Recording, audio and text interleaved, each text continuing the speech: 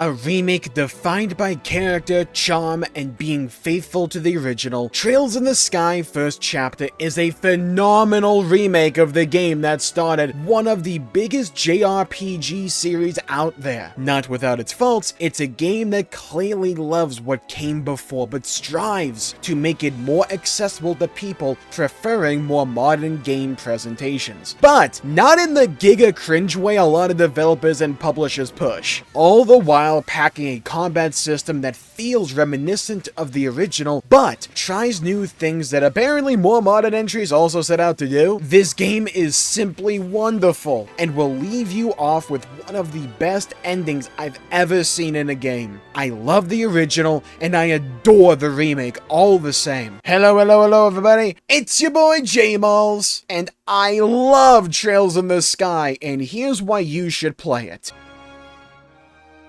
Trails in the Sky First Chapter, much like the original, is slow plot-wise. It's the start of a series of interconnected RPGs that fleshes out a sprawling world. There's a lot of world building and character in this game, and instead of throwing plot point after plot point at you, it breaks the game into a series of arcs called chapters, as Joshua and Estelle travel the country of Liberal in search of a missing loved one, all the while performing odd jobs in their quest to become senior braces. Basically the mercenaries of the Trails world. It elects to focus largely on character moments and smaller stories that all come together in the end for a big climactic finale that is both engrossing in its presentation, yet also truly impressive. The final chapter, being plot-filled and also rather dense, can make the game up to that point feel rather slow. For some people, that will be a bad thing, something to hope the sequel addresses. For me, though, it worked so well, because the game just oozes charm and the fun vibes of a 2000s anime. Like, it just works. They know you aren't going to care about the country of Liberal or the plot initially if they don't get you to fall head over heels with the characters, and that's exactly what they do. This game is filled to the brim with interesting and just fun big personalities, and when you're sad to see one of them go their own separate way, I mean, chances are they'll be brought back later on, but also they introduce a few new characters that you love just as much, if not even more. The game is brilliant like that, and the voice acting understands what it's supposed to be, and it doesn't try to be hyper-realistic or anything. Look at you, Joshua, being so cheeky so early in the morning. I don't know why. Yeah. But listening to the harmonica while the sun sets always makes me want to cry. And just like always, you don't ask. We promised, didn't we? I won't ask you until you say you want to talk about it.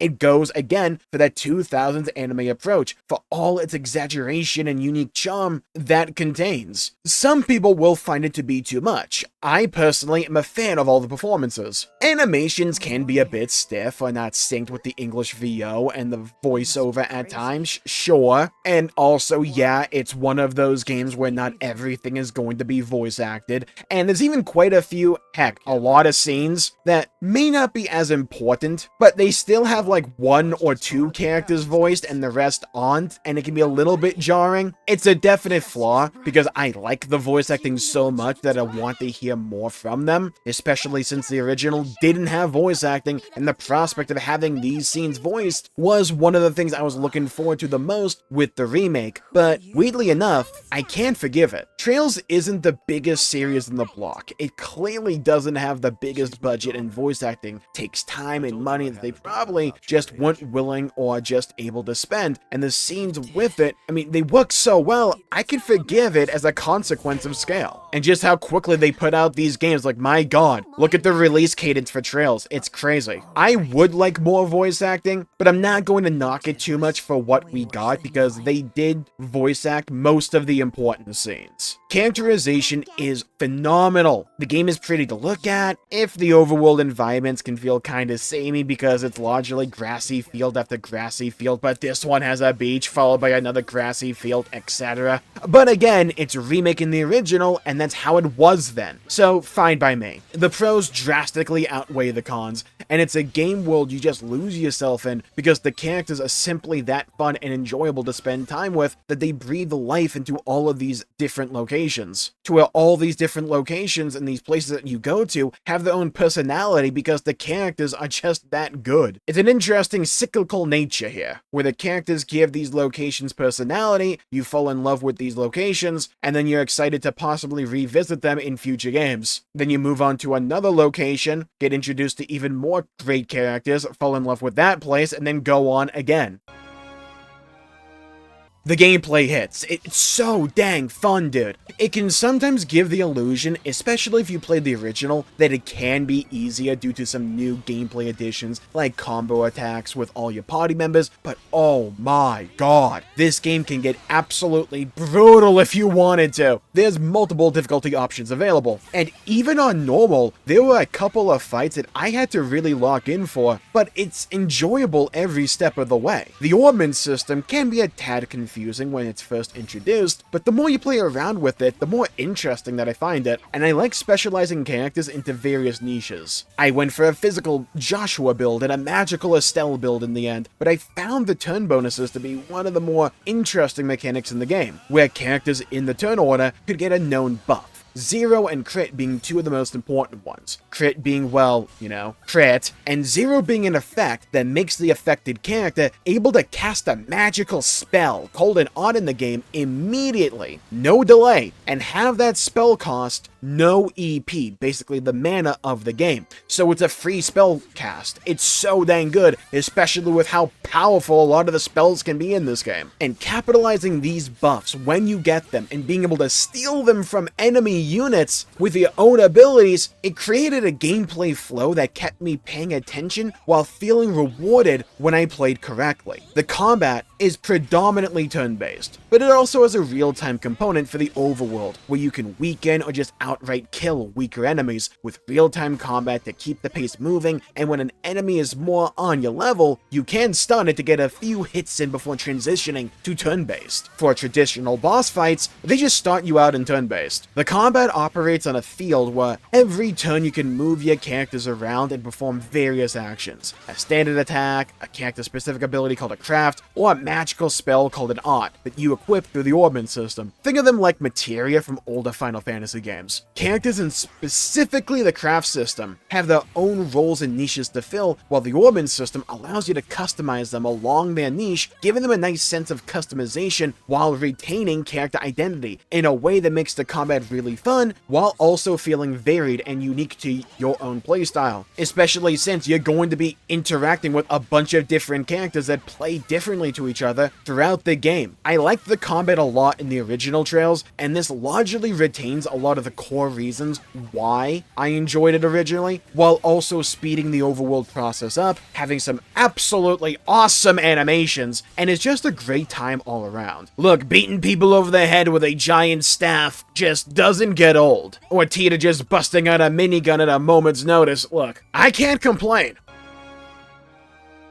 I have to talk about the ending. Sorry, but I just have to. It's one of the best endings I've ever seen in a video game, and I don't believe a review of the game would do the game any justice without at least addressing the finale. So we're going to break it up into two stages, a non-spoiler stage and then a spoiler one. I'll let you know when we get the spoilers. So the non-spoiler review, it's fantastic, and it does a tremendous job of really kicking the plot into maximum overdrive and making me absolutely salivate and get on the edge of my seat, waiting, begging for them to come out with the next game to continue the story. And those that find themselves waiting for the next remake game will find themselves absolutely blue-balled in needing a continuation immediately. But I want to make this clear, the game definitely has a satisfying ending. It's not like the game just ends in the middle of a cutscene or anything. It's part one of a continuing story, and while this chapter definitely ends,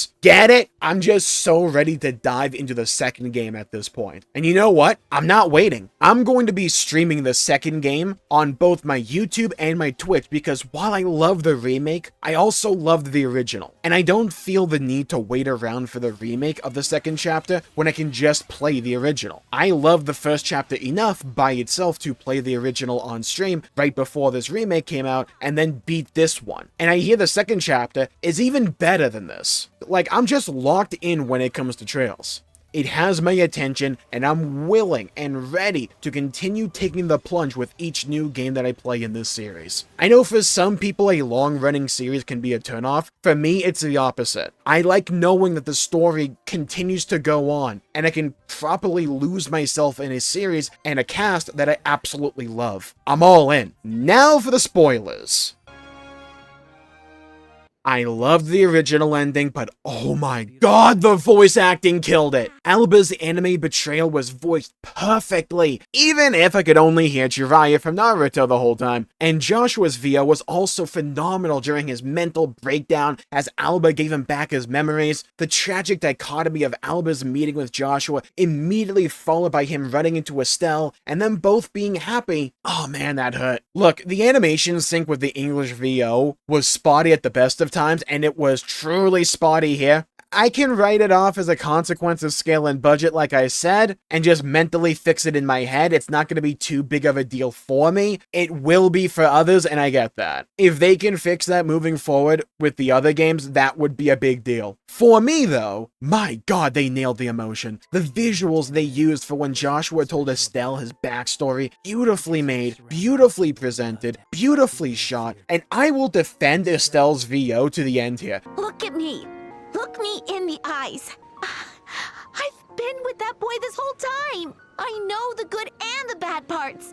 I know he's been struggling. I know he's been fighting against something. But that's the boy I fell in love with. Because I think they both nailed it during the confession scene. Especially in those final moments after Joshua slips her the sedative in their kiss at the very end. Joshua telling Estelle that he always loved her is still the dagger through my heart like it was in the original. And I'm so glad they kept that line from the original intact. It was simple and maybe sure a little bit generic, but my god, it worked so well for the story and I ate it up like a Thanksgiving dinner. And no, from the moment we met, I have always loved you. Dude, oh my god, this ending is so beautiful. Not just because it's heartbreaking, but it's the little details that you may not pick up on initially, but when you do, it just makes you appreciate it all the more. Hearing parts of the song during the confession scene be very melancholic, representing Joshua and the choice he is about to make, and then when Estelle tries to emotionally reason with him, her parts that are more bright, get it, work their way and play around his parts of the song. Then the whole credits song, oh my god, it's just gorgeous and beautiful. What a joy to listen to. Maybe joy isn't the correct word for this entire scene, because, you know, it's heart-wrenching. All the while looking through the photo album that Estelle grabs at the house, and you just see Joshua start off cold and distant when he first came into the family, but warm up over time as he spends more and more time with not only Cassius, but mainly Estelle, as her bright and cheery personality almost uplifts him from the sorrow his life was up to that point. Again, nothing overly revolutionary, but not everything has to be. Sometimes you just do things and you do them well, and that's what this ending does, and it does them exceptionally well. The game did such a good job of creating interesting plot threads that I'm fascinated to find out more about. The other S-ranked races besides Cassius, we know there's 4 unofficial S-ranks, or there's 5, like one of those 2, on the continent. One of them's Cassius. We don't know the other ones. Lorenz is still out there, and is looking very different in the teaser of the second game here. All the artifact stuff as well. The towers actually becoming relevant in the second game from the looks of it. Annalay seemingly stepping out of the role of background side character into a major character to train Estelle or something, I assume. Also looks like they used that house in the Misty Mountain location from Chapter 1 as a possible training hub. Looks cool to me. I mean, freaking airship fights as well, and dragons? Dude, it's like the second game was designed to appeal to me. And the second game was just set up so well throughout the entire first game, and I love that the first game got a lot of the grunt work out of the way. It developed this country, it developed these characters, and now that is done. And it was done so well that we can really do something interesting with all of that moving forward, and I feel like Chapter 4 here was an example of doing just that. What Trails is able to do after it set all the pieces on the board and is able to then start playing the game. Sure, it took a while to get there, but I still enjoyed putting the pieces on the board. I'm thoroughly invested, and I simply need to know. I want to experience more. If the rest of the series is anything like this, I'm a fan.